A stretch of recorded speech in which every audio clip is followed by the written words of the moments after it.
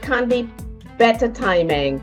Positive classrooms, positive minds, how to create positive language environments that inspire learning and growth. And with most of us here starting a new school year next week or at the end of February, I think that the timing is perfect to get together, to reflect upon our practices and to share insights and new strategies to add to our portfolio of strategies to kick off a positive 2025. So let's get started with my agenda for today. As we always do, we are going to start with some key concepts, the rationale behind the practice, and today the key concepts are from the fields of positive psychology and effective classroom management. Some ideas that we need to review, to refresh, and to bear in mind to be able to create the perfect conditions to inspire our learners and to promote deep learning.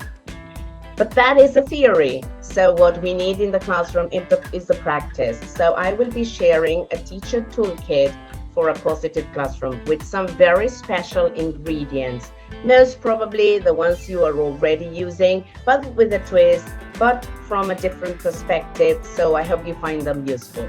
And in this toolkit, there is this magic number 3. So we'll be unlocking the magic of number 3 in all the ingredients that we'll be using, ingredients and tools. Of course, with practical ideas, activities that you can use as from day one. Because remember, the beginning of the school year sets the tone. So it's a moment where we need to be super positive mindset, clear objectives, and obviously fair to create the best conditions in the classroom. And last but not least, final reflection to wrap it up and to go home and think about the things we're doing in the first week. So let's get started. We know that a positive classroom environment is vital. It is fundamental to student success and to well-being. Because when students feel safe, valued, supported, and one more word that is not there, welcome, they become more engaged. And you know that the better they feel, the more engagement they can show, and engagement leads to learning. They take risks, and not only do they develop stronger academic skills, but also solid social emotional skills.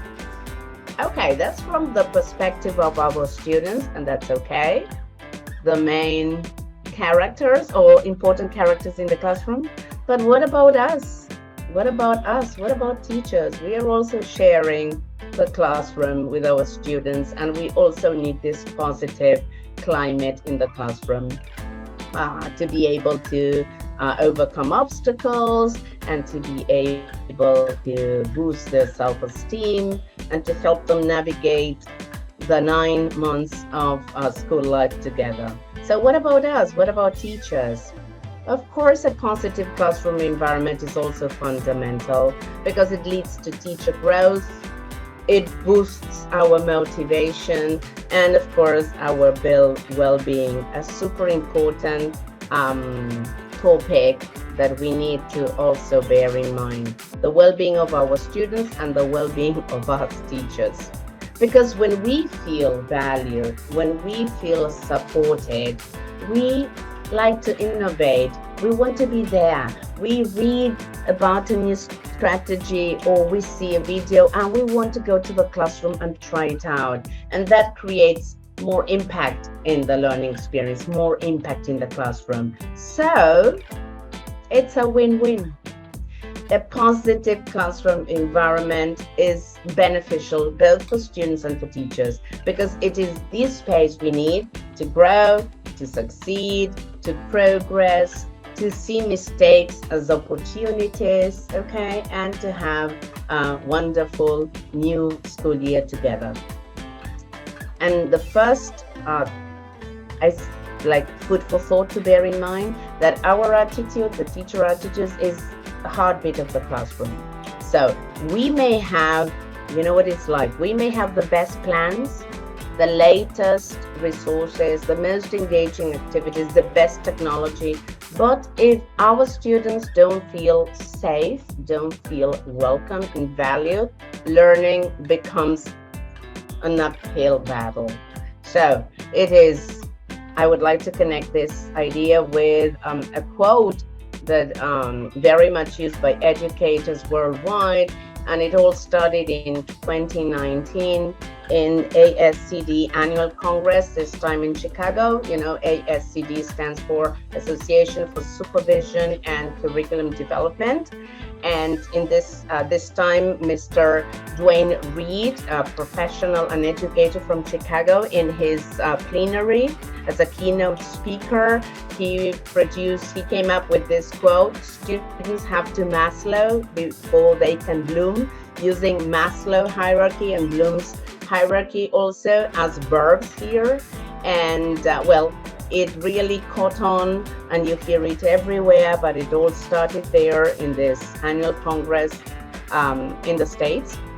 And if you have a look, of course, you are familiar with Maslow's hierarchy and Bloom's taxonomy. And the idea is that in Maslow hierarchy, we have psychological needs, how to make them feel valued, how to make students feel valued, their self-esteem, the focus on relationships. Whereas on Bloom's taxonomy, you know what it's like. It's a hierarchy of cognitive skills that we generally use for learning objectives as well, from low order thinking skills to high order thinking skills. So what's the conclusion? First, we need to meet the psychological and physiological needs of our students before we can go into learning. So with this in mind, this concept in mind, and this concept by Robert Fisher in his book, Teaching Children to Learn, in chapter 9 about reviewing and assessing learning, when I read this quote about self-esteem, it really blew my mind, and I usually share with colleagues and teachers at school, because it's like self-esteem is not related, it's not something that comes with us, and it's not related to family or wealth or social class or our parents' professions. It comes from the relationships with those who play a significant role in a child's life. So what we do, what we say, our gestures, they can all boost self-esteem or also undermine it.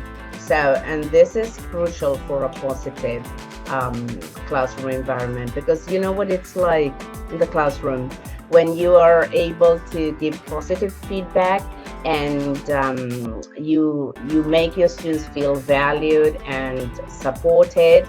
They are better prepared, they are ready, they respond in a different way because they see that you care.